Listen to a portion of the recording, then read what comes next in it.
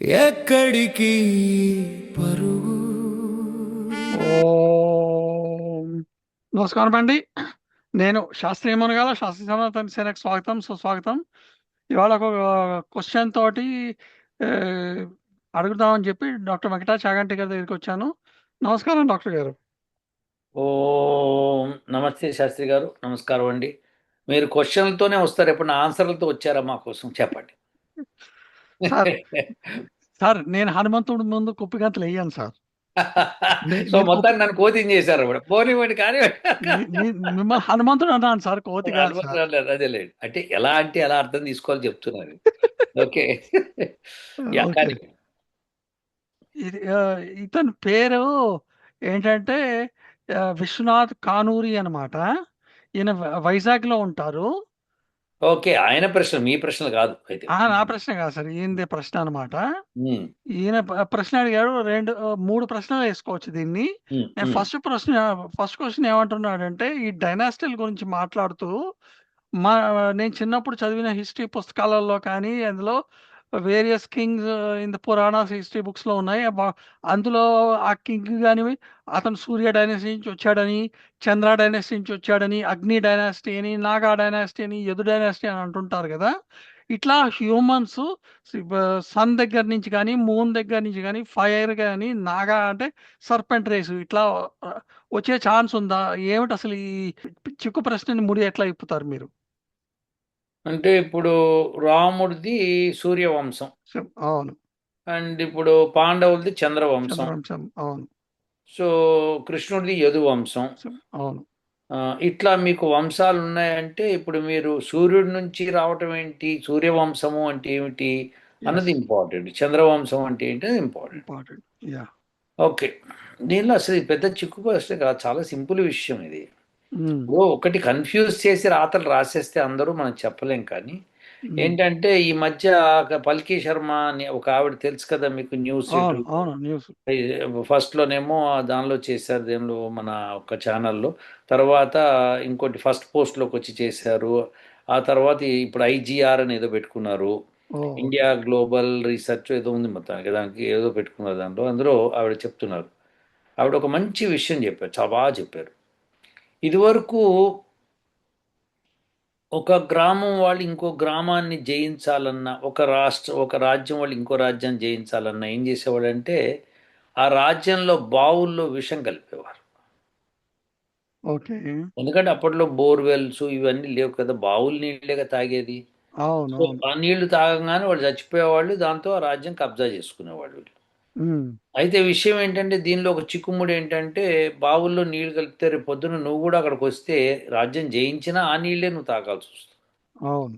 So అది తెలియదు వాళ్ళకి, అది అంటే నాశనం చేసేవాడు ఎట్లా నాశనం పెట్టిస్తాడు అని చెప్పుకుంటూ ఆవిడ ఏం చెప్పారంటే, ఇప్పుడు ఈ మధ్య కాలంలో కొత్త ట్రెండ్ ఏంటంటే, ఏదన్నా కల్చర్ని స్పాయిల్ చేయాలంటే వాళ్ళ కథల్లో మనము అడల్టెడ్ కథలు చేసేయాలి, ఆ ఇప్పుడు కథల్లో కలిపేసేయాలి కొన్ని. ఇప్పుడు జరుగుతోంది అదే కదా, పురాణాలన్నిటి. ఇప్పుడేంటండి కొన్ని వందల సంవత్సరాలు జరుగుతూ వచ్చిందని చెప్తున్నాను నేను. ఓకే. విదేశీ లోపలికి వచ్చి వాళ్ళు ఈ దేశాన్ని జయించలేక, బ్రాహ్మణులను జయించలేక వాళ్ళు ఏం చేశారండి, ఎట్లా కల్చర్ని వీళ్ళు ఎంత రాజుల్ని జయించినా ప్రజల మటుకు వేదాన్ని పట్టుకొని వేలాడుతున్నారని చెప్పి ఆ వేదంలో కథలుగా తయారు చేసి పురాణాలు చేసుకొని, పురాణాల్లో వ్యాసుడు రాశాడని కల్పించేసి ఇవి చేసి అవి చేసి అన్నీ చేసుకొని ఇప్పుడు అది నమ్మేటట్టుగా జనాల్లో ఎట్లా చెప్పారంటే, ఆ కథలన్నీ ఎట్లా చెప్పారంటే ఇంపాసిబుల్ని పాసిబుల్గా మాట్లాడేశారు. అవును.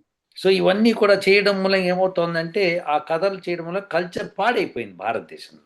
ఇప్పుడు ఉమ్. భారతదేశంలో ఉన్న కల్చర్ చూస్తున్నారు కదా మీరు, రకరకాల బాబాలు వస్తున్నారు, శక్తిపాతాలు అంటున్నారు, తర్వాత ఇంకా మీకు షిరిడి సాయి అంటున్నారు, అతను అంటున్నాడు, ఇంక రకరకాల బాబాలు వస్తున్నారా లేదా, వచ్చి వాళ్ళు చేసుకుంటున్నారు మరి. అవును. మీరు దానికి ఏం చేస్తారు చెప్పండి శాస్త్రి గారు. అట్లా ఎందుకు వస్తున్నాయంటే కల్పితాలు. మాకు చూడండి దత్తాత్రేయ చరిత్ర ఉంది, దానిలో అవధూత ఉన్నాడు, దీనిలో అవధూత ఉన్నాడు, ఇవి చెప్పుకుంటూ వచ్చేసి ఈ కథల్లో చెప్పేటప్పటికి కల్చర్ అంతా స్పాయిల్ అయిపోయింది. అదే ముస్లిం కమ్యూనిటీ ఒక్కటిగా ఉంది, అది క్రిస్టియన్ కమ్యూనిటీ ఒక్కటిగా ఉంది.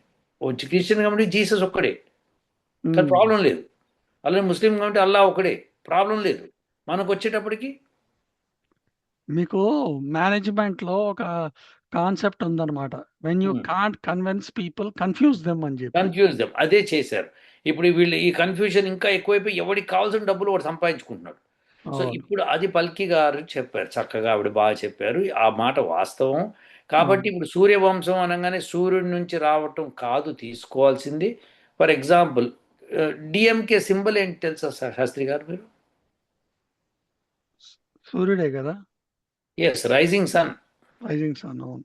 కాబట్టి కొన్నాళ్ళకి ఒక 500, 10,000 సంవత్సరాలు అయిన తర్వాత అది సూర్యవంశం అని చెప్పేస్తారు వాళ్ళు. సూర్యవంశం వాళ్ళు పాలించారని చెప్తారు. ఎందుకంటే రైజింగ్ సింబల్ సన్ సింబల్ ఉంది కాబట్టి. హ్మ్. ఇప్పుడు ఈ వీళ్ళు కూడా రాముడు వంశం వాళ్ళంతా కూడా సూర్యుని ఉపాసించేవాళ్ళు. అవును. కాబట్టి సూర్యవంశం అయింది. హ్మ్. సూర్యుడు కొడుకు స్వయంగా వచ్చి పరిపాలిస్తున్నాడు అని చెప్పడానికి ఆధారాలు లేవు కదా! అవును. కాబట్టి మనం అర్థం చేసుకోవాల్సింది శాస్త్రి గారు, ఇది సూర్యవంశము, చంద్రవంశము ఈ వంశాలన్నీ కూడా హ్మ్. ఒకలాంటి సింబాల్స్. అవును. చంద్రవంశం కూడా అట్లనే. హ్మ్. ఏదన్నా సరే చంద్రుడి నుంచి రావటం, సోముడి నుంచి రావటం కాదు. ఒకళ్ళు అనుకున్నారు మేము ఇది వంశం పెట్టుకుంటాం అనుకున్నారు, పెట్టుకున్నారు పేరు. హ్మ్. తప్పేముంది యాహ్! శాస్త్రి గారు? అవునవును. అవునా అవును. కదా! ఇప్పుడు ఇంకొకళ్ళని తీసుకుందాం. Let's take some other persons like ఇప్పుడు పాకిస్తాన్ ఉంది. దాని సింబల్ ఏంటో ఒక చంద్రుడు, ఒక స్టార్ ఉంటుంది. అవును.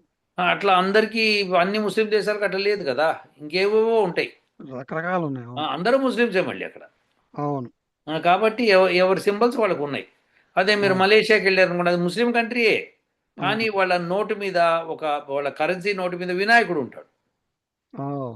మరి అంటే వాళ్ళు ఏమన్నారంటే వాళ్ళని అడిగితే అడిగారు వాళ్ళు. మీరంతా ముస్లిమ్స్ కదా! మరి వినాయకుడిని పెట్టుకున్నారు ఏంటి? హిందూ సింబలిజం అంటే మాది ఒకప్పుడు హిందూ దేశమే. ఇప్పుడంతా ముస్లిమ్స్ కింద కన్వర్ట్ అయిపోయారు. హ్మ్. కానీ మా కల్చర్ అదే. మా ఆ! మతం ముస్లిం మతం కావచ్చు. కానీ మా కల్చర్ అది. హ్మ్. Culture is more important. హ్మ్. అది. సో, ఇలా వాళ్ళు చెప్తారనమాట. అంటే ఉద్దేశ్యం ఏంటంటే నేను చెప్పొచ్చేది కల్చర్‌ని డెస్ట్రాయ్ చేయడం ఎట్లా అంటే కల్చర్‌లో ఇట్లాంటి కథలు పాతుకుపోతాయి. ఇప్పుడు హ్మ్. అందుకే కదా శాస్త్రి గారు నా ప్రాబ్లమ్ గాని, మీ ప్రాబ్లమ్ గాని ఏంటంటే అందరూ వేదాన్ని చదవండి. వేదమే మనకు ఆధారం. వేదమే ప్రమాణం అని చెప్తున్నాం. ఆ హ్మ్. వేద ప్రమాణాన్ని తీసుకుంటే ఇలాంటి చెడుగుడు ఆటలు ఉండవన్నమాట. అవును. అవును. కాబట్టి ఏ వంశమన్నా, యదు వంశమన్నా, చంద్రవంశమన్నా, ఏ వంశమన్నా ఎక్కడో హ్మ్. ఒకటి స్టార్ట్ అయినప్పుడు వాళ్ళు ఎవరు స్టార్ట్ చేసుకుని వాళ్ళు సింబాలిజంగా పెట్టుకున్నారు. హ్మ్. అంతే. అలా మన సూర్యవంశంలో ఇలా లేదురా అని చెప్పి వాళ్ళు చెప్పుకుంటూ వచ్చారు. జపలు తెచ్చుకుంటూ. హ్మ్. ఓకే. ఇప్పుడు మరి ఉదాహరణకి శాస్త్రి గారు ఉన్నారు. శాస్త్రి గారు మీరు లెట్ అస్ సే మీరు ఏ పోర్బందర్ నుంచో మీరు వచ్చారనుకోండి. పోర్బందర్ అని గుజరాత్‌లో ఉంది. గాంధీ పుట్టిన ప్లేస్ అనుకుంటా. సో, అక్కడి నుంచి వచ్చారనుకోండి. మా పోర్బందర్ వంశాన్ని మీరు మాట్లాడకూడదు సార్ అని చెప్పి మీరు అనొచ్చు. ఎందుకంటే అలా అట్లా ప్రతీదికి ఎక్కొచ్చు. ఇప్పుడు అవును. మనకి మన భీమవరం రాజులు, ఆ తర్వాత అక్కడంతా రాజులు ఉన్నారు కదా! గోదావరి బెల్ట్‌లో. హ్మ్. వాళ్ళందరూ సూర్యవంశ రాజులు. హ్మ్. చంద్రవంశ రాజులు కాదు వాళ్ళు. అంటే ఓహ్! నాకు ఓకే. తెలిసినంత మటుకు ఎవరైనా చంద్రవంశ రాజులు ఉండొచ్చు కాక. ఓకే. ఓకే. అది. కాబట్టి వంశాలన్నవి కామన్ శాస్త్రి గారు. దానికి అన్నంత మాత్రాన సూర్యుడి నుంచి వచ్చారు, చంద్రుడి నుంచి వచ్చారని కాదు. వాళ్ళని ఉపాసించారు. వాళ్ళని ఆధారంగా తీసుకొని వాళ్ళ యొక్క వేదంలో చెప్పిన వాళ్ళ యొక్క గుణగణాలను తీసుకొని వీళ్ళు మాకు ఆ గుణగణాలు సరిపోతాయని పెట్టుకున్నారు. ఓకే. ఓకే. హ్మ్. ఇప్పుడు ఆయన రెండో క్వెషన్ సార్. హ్మ్. సపోజ్ ఒక రాజు ఏదో కాస్ట్‌లో నుంచి వచ్చాడనుకోండి. హ్మ్. వె మిగతా ఆ కాస్ట్‌లో ఉన్న వాళ్ళందరూను ఆయన క్షత్రియ కింగ్ అంటారా అని జెప్పి. నాకసలు అర్థమే కాలేదది. ఓహోహోహో! ఓకే. ఓకే. ఎవరి గురించి ఏ రాజు గురించి చెప్తున్నాడు? చెప్తున్నా. హ్మ్. హ్మ్. అయితే దానికి ఒక ఎగ్జాంపుల్ ఏమిస్తున్నాడంటే 'శ్రీకృష్ణ దేవరాయలు' గారు హ్మ్. ఆయన బల్జ సామాజిక వర్గం నుంచి వచ్చాడట. హ్మ్. ఓకే. హ్మ్. కానీ గోళ్ళ వాళ్ళందరూ ఈయన రా మా కులం నుంచి వచ్చాడని జెప్పి అంటున్నారట. ఓకే. ఆ! కానీ అట్లాగే రాయల వారు ఒక పుస్తకంలో రాశారట. ఆయన యదువంశం నుంచి వచ్చాడు అని జెప్పి. ఓకే. ఓకేనా? హ్మ్. సో, అట్లాంటప్పుడు కృష్ణుడు కూడా యదువంశం నుంచే కదా! హ్మ్. ఓకే. హ్మ్. సో, ఈ సో శ్రీకృష్ణదేవరాయలు, కృష్ణుడు వీళ్ళందరూ ఒకటేనా? ఈ ఓ ఈ డైనాసిటీలంతా నిజంగా డైనాసిటీలేనా? లేకపోతే ఇది ఇల్యూజనా అని చెప్పి. ఇప్పుడు ఇందులో ఇప్పుడు బలిజ అన్నారు, యదు అన్నారు, తర్వాత ఏదో అంటున్నారు, ఇవన్నీ ఓకే. ఉమ్, మీరు ఇప్పుడు వేదం ఎప్పుడు సత్యమే చెప్తుంది శాస్త్రి గారు. తెలిసిందే కదా అది. ఆ, ఆ, నేనేమంటున్నా అంటే వేదం చెప్పిన దానిలో అసత్యం ఇసుమంత కూడా లేదు. అవును. వేదం ఏం చెప్పింది? భుజాల నుంచి క్షత్రియులు అని చెప్పింది. ఉమ్, అంటే భుజ బలం నుంచే క్షత్రియుడు పుడతాడండి. అవును. అంటే భుజబలం ఉన్నవాడే క్షత్రియుడు. అవును. అలానే బ్రహ్మజ్ఞానం అంటే జ్ఞానం ఉన్నవాడే బ్రాహ్మణుడు. అవును. అలానే వైశ్యుడు, అలానే శూద్రుడు. సో ఉమ్, ఇలా పేర్లు ఎట్లా వచ్చాయంటే ఎవరు ఏ గుణాలు కలిగి ఉంటారో ఆ గుణాలు. ఉమ్, కాబట్టి ఇప్పుడు శ్రీకృష్ణదేవరాయలు యదు వంశమా, బలిజ వంశమా, లేకపోతే ఏ కులం అన్నది ఉండనే ఉండదు. ఆయన అవును. భుజబలంతో రాజయ్యాడు. అవును. అందరిని అణిచాడు. బహమనీ సుల్తాన్ పరిగెత్తిచ్చాడు. అటు అవును. ఇటు అసలు అడుగు పెట్టనివ్వలేదు ఆయన. అవును. ఆయన మూలంగా భారతదేశంలో ముస్లింలు మొత్తం ఆక్యుపై చేయకుండా ఆగింది. ఎప్పటికప్పుడు అలాంటి రాజులు పుట్టారు మన దగ్గర. అవును. అంటే నేను అనేది ఏ కులంలో పుట్టారని కాదు ఇంపార్టెంట్ అక్కడ. వాళ్ళు ఏం చేశారన్నది ఇంపార్టెంట్ అవుతుంది. వాళ్ళు చేసిన దాన్ని బట్టి వాళ్ళు క్షత్రియులు అనాలి వాళ్ళని. అవును. భుజబలం ఉన్నవాడే క్షత్రియుడని చెప్పి వేదం చెప్పినప్పుడు ఇంక తిరిగేముంది శాస్త్రి గారు? అవును. అవును. ఇప్పుడు కరెక్ట్. మీరు ఇంకో ముగ్గురు స్నేహితులు కలిసి రోడ్డు మీద వెళ్తున్నారు సార్. వెళ్తున్నారు. ఒక అమ్మాయిని ఎవడో ఏడిపిస్తున్నాడు. అప్పుడు మీరు నలుగురు కలిసి వాడిని వారిస్తారా? వాడు బాగా కండలు తిరిగిన వీరుడిలా ఉన్నారని ఎందుకులే మనకెందుకులే అని చెప్పి వెళ్ళిపోతారా అన్న క్వశ్చన్ ఎక్కడ ఆధారపడి ఉంటుంది? మీ నలుగురిలో ఒకడన్నా వీరుడు ఉన్నాడు అనుకోండి, ఎదిరిస్తాడు వాడు. యా. వాడు క్షాత్రం ఉన్నవాడు. అవునా ఎగ్జాక్ట్లీ. కదా? సో అది. సో భుజబలం లేని వాడిని పట్టుకొని మనము వాడు క్షత్రియుడు అనలేం కదా. ఇప్పుడు చూడండి, మోడీ గారు ఏ కులమో మీకు తెలుసు, ఎక్కడి నుంచి వచ్చాడు. ఆయన prime minister of this country అయ్యాడు భారతదేశానికి. సో అవును. Prime minister of that country అయినప్పుడు ఆయన ఏ కులంలో పుడితే అంటే ఆయన రాజ్యం వెళ్తున్నాడు ఇప్పుడు. అంటే ఎగ్జాక్ట్లీ. ఆయన క్షాత్రంతో ఆయన పైకి వచ్చాడు. అవును. ఆయన ఏ యుద్ధాలు ఏం చేయలే కదా అంటే, ఎస్, ఈ కాలంలో యుద్ధాలు చే బదులు దానికి రాజకీయ నీతి అంటాం అనమాట. దాంతో బయటకు వచ్చాడు. ఆ ఉమ్, ధైర్యంతోనే బయటకు వచ్చాడు. ఉమ్, మీరు కానీ నేను కానీ వెళ్ళి పాలిటిక్స్ ఎందుకు లేము? మన మీద ఎవరిని చెప్పేస్తే వెంటనే పారిపోతాం. అవును. అలా కాదు. వాళ్ళు నుంచొని నిలబడ్డారు అక్కడ. ఉమ్, ఇప్పుడు గమ్మత్ ఏంటంటే బ్రాహ్మణుని కొద్దిగా అవమానపరిస్తే ఎందుకు లేరా మనకని చెప్పి వెళ్ళిపోతారు. ఉమ్, అది జనరల్గా. కానీ నిజమైన బ్రాహ్మణుడు అయితే నిలబడి వాడు అంటే కనుక ఇంకో మాట వీడు అని నిలబడతాడు. ఎందుకంటే జ్ఞానం వెలగాలి అక్కడ. జ్ఞానం వెలగకపోతే ఎట్లా చెప్పండి శాస్త్రి గారు? వాడు ఎగ్జాక్ట్లీ. చెప్పేది నిజమై కూర్చుంటుంది. ఇప్పుడు అట్లాగే అవుతున్నది కదా ఇక్కడ అంతాను. అది. కాబట్టి మనము అందరికీ చెప్తాము. దానిలో వాళ్ళు విమర్శ అనుకుంటే రండి, తర్కానికి రండి, డిస్కషన్కి రండి, మనం మాట్లాడొచ్చు ఎవరైనా సరే. మీకు చాణక్యుడు చెప్పాడు కదా సార్, ఈ దేశము అణగారిపోతోంది అంటే కారణము అజ్ఞానులు రాజ్యం ఏలటం కాదు, జ్ఞానం అన్నవాడు గమ్మున కూర్చోటం వలన అని చెప్పి. ఎగ్జాక్ట్లీ. బాగా చెప్పారు శాస్త్రి గారు. మనం ఉమ్, కూడా వేదాన్ని విమర్శించేవాడు సరే మనకెందుకు లేని కామ్గా కూర్చున్నాం అనుకోండి, అది ఉమ్, న్యాచురల్లీ డిస్ట్రాయ్ అవుతుంది. అవును. అవును. You want to exist, then you have to talk. You exactly. Want Dharma to exist, you have to talk. ధర్మో రక్షిత రక్షిత అని ఎందుకన్నారు మరి? మీరు అవును. దాన్ని రక్షిస్తే కానీ అది అది మిమ్మల్ని రక్షించదు కదా. ఎగ్జాక్ట్లీ. సో దాన్ని రక్షించండి, అదే మిమ్మల్ని రక్షిస్తుంది శాస్త్రి గారు. డెఫినెట్గా ఎస్. ధర్మం కోసం నిలబడిన వాడిని పరమాత్ముడు ఎప్పుడూ కూడా ఫెయిల్ చేయలేదు. అవును. కొద్దిగా అటు ఇటు ఆలస్యం అవ్వచ్చేమో కానీ డెఫినెట్గా సక్సెస్ వస్తుంది శాస్త్రి గారు. యా. ఆయన ఆఖరి క్వశ్చన్ ఏంటంటే, ఇది సౌత్ ఇండియాలోనే కాదు, నార్త్ ఇండియాలో కూడా ఇంతే.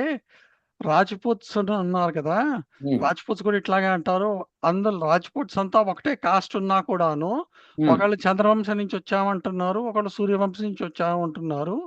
ఇది ఎట్లా కుదురుతుంది అని చెప్పి. ఇదే చెప్పాను కదా మీకు. ఇప్పుడు ఇందాక నుంచి మనం మాట్లాడుకుంది అదే. ఇట్లా ఎట్లా కుదురుతుందని కాదు. వాళ్ళు అప్పట్లో స్టార్టింగ్లో విడిపోయారు. నేను సూర్యుని ప్రార్థిస్తాను, నేను చంద్రుని ప్రార్థిస్తాను, విడిపోయారు. అయిపోయింది. ఇంకేంది అక్కడ? అవును. ఏముంది అక్కడ? పెద్ద తమాషా ఉంది అక్కడ? ఒకళ్ళు హ్మ్. బీజేపీ, ఒకళ్ళు కాంగ్రెస్, అంతే. Simple story. ఇప్పుడు బీజేపీ కమలం పార్టీ, కమలం నుంచి పుట్టిన వంశం కాబట్టి మనము కమలనాథులము అని చెప్పుకుంటారు కదా వీళ్ళు. అవును. బురదలో పుట్టేది కమలం. అవును. మరి వాళ్ళు పెట్టుకున్నారు. అంటే ఇప్పుడు ఈ బురదలోంచి వచ్చిన వంశం అని చెప్పుకోవాలన్నా ఇది? అది విశేషం అనమాట. సరే, ఇప్పుడు ఏ రాజులు ఏదైనా కానీ అది వాళ్ళకి అనుగుణంగా పేర్లు పెట్టుకున్నారు శాస్త్రి గారు, అంతే తప్పితే ఇంకొక మాట లేదు, అందులో వేరే లేదు. ఇప్పుడు రావణాసుడు చంద్రవంశం రాజా, సూర్యవంశ రాజా అంటే ఏ రాజుకు అట్లాంటిది కాదు కదా, అవును. వేరే వంశం ఉంటుంది ఆయనకి. ఇప్పుడు చూడండి, చాలా ఇంపార్టెంట్, బ్రాహ్మణులు అన్న వాళ్ళు ప్రపంచాన్ని ఎట్లా కాపాడారో చెప్తా చూడండి. ఆ రోజుల్లో సాయనాచార్యుడు ఉన్నాడు కదా, అవును. ఎవరు మన ఈయన టైంలోనే, శ్రీకృష్ణదేవరాయల టైంలో. టైంలో. అవును. తర్వాత ఆయన అన్నగారు ఒక ఆయన ఉండేవాడు కదా, అవునా, అది ఎవరు, మన సాయనాచార్యులకి ఆయననే కదా రాజ్యం స్థాపింపజేసింది అక్కడ. ఓ. అక్కడ ఎక్కడ మన ఇప్పుడు శ్రీకృష్ణదేవరాయల రాజ్యం ఎవరు స్థాపించారు మరి? బ్రాహ్మణే కదా, వాడు చేయించాడు వీళ్ళ చేత, నిలబెట్టాడు ఆయన. మరి అప్పుడు అలాంటి వాళ్ళందరూ కూడా మరి లేకపోతే మనకి ఈ రోజున ఎక్కడొచ్చి శ్రీకృష్ణదేవరాయలు ఎక్కడి నుంచి వచ్చేవాడు? రాకపోయింది దేశానికి ఎంత అధోగతి పాలయ్యే చెప్పండి. బహుశా మీరు నేను పొద్దున్నే లేచి అల్లా ముల్లా అనుకుంటూ వెళ్ళిపోయేవాడు. అంతే కదా మరి. ఎందుకంటే అది అది అలా రక్షించబట్టి మనం ఈ రోజున రక్షింపబడ్డాం. మనం అట్లనే ఈ రోజున మాట్లాడుతున్నామంటే రక్షించడానికే మాట్లాడుతున్నాం ఏదన్నా సరే, రక్షించడానికే మాట్లాడాలి సార్. అది తప్పదు. అంతే సార్. ఈ ప్రశ్నకు సమాధానం అది ఇదైతే మీకు తెలియదేం కాదు, ఇవన్నీ మీ సమాధానం చెప్పేచ్చు, కానీ నేను చెప్తున్నా సరదాగా మీరు నన్ను అడిగారు, సరే టైం పాస్ కదా అని చెప్పి నేను కూడా చెప్పాను నేను. సో శాస్త్రి గారు, ఇవన్నీ మీకు మొదటి నుంచి మనం డిస్కస్ చేసుకున్నాం, ఎన్నో ఏళ్ల నుంచి డిస్కస్ చేసుకుంటూ వచ్చాం. సో దెర్ఫోర్ రాజుల పేర్లు వంశాలు అవన్నీ పెట్టుకున్నారు, అట్లా పెట్టుకొని అది గొప్ప ఫీలింగ్ తో వచ్చారు యువతలకి. మనం ఏం చేస్తాం దానికి? ఇప్పుడు మహాభారతం టైంలో విశ్వామిత్రుడు ఉన్నాడు, రామాయణం టైంలో కూడా విశ్వామిత్రుడు ఉన్నాడు. మరి రామాయణం జరిగి లక్షల సంవత్సరాలు అయింది, మహాభారతం జరిగి 5,000 సంవత్సరాలు అయింది. మరి అన్ని లక్షల సంవత్సరాలు విశ్వామిత్రుడు బతికాడా అంటే తప్పు అవుతుంది అది. విశ్వామిత్రుల వారు ఆ టైంలో ఉన్నారు, ఈ టైంలోనూ ఉన్నారంటే వేరే విశ్వామిత్రుడిని అర్థం చేసుకోవాలి మనం. ఏమన్నా విశ్వామిత్రుడిని పేరు పెట్టుకోకూడదు తప్ప. అట్లా మీరు అన్నారనుకోండి, విశ్వామిత్రుడు వాళ్ళుగా ఇప్పుడు రామచంద్రుడు 10,000 ఏళ్ళు బతికాడు అని అంటారు కదా శ్రీరామచంద్రుడు. కదా చెప్తున్నా వినండి. అట్లాగే ఇప్పుడు విశ్వామిత్రుడు అన్నాం అనుకోండి, ఆయన అజామరుడు అంటారు అనమాట. ఇక సరిపోయింది. అదే అంటున్నా, ఈ హైపర్బోల్ ఇవన్నీ ఎక్స్ట్రాట్స్ అనమాట. ఒక విషయాన్ని ఒకటి చెప్తే దాన్ని ఇంకోటి ఎక్కువ చేసి చెప్తాడు. అన్నీ అవుతాయి. వాడు ఒక 10 కిలోల బండి ఎత్తి అవతల పడేసాడరా అంటే, అరే 10 కిలోల బండి ఎత్తేసి అంత దూరం వేసాడు, 15 మీటర్లు వేసాడు అంటాడు వీడు.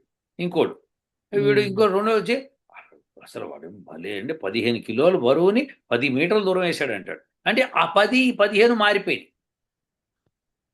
అర్థమైంది అంటే వాడు ఒక నంబర్ చెప్పాడు, ఆ నంబర్ కన్ఫ్యూజ్ వస్తుంది వాడికి. సో ఆ రెండింటిని ఉల్టా చేసి చెప్పేస్తాడు. తప్పే ఉంది, జరుగుతుంది.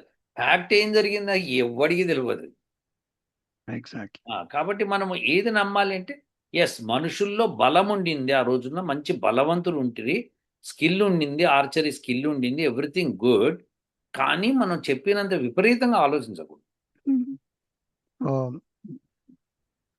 ఓకేనా శాస్త్రి గారు? ఓకే సార్, అయితే మరి ఉంటారు. మంచి ప్రశ్నలు ఇంటికి. ఉన్నటి కోపం మోస్తూ ఈ రోజు నవ్వును పోగొట్టకు, రేపు ఉందో లేదో తెలియని బతుకులో ఈ క్షణాన్ని శిక్షించకు. ఇంత తొందర ఎందుకురా మనిషి, ఎక్కడికి పరుగు?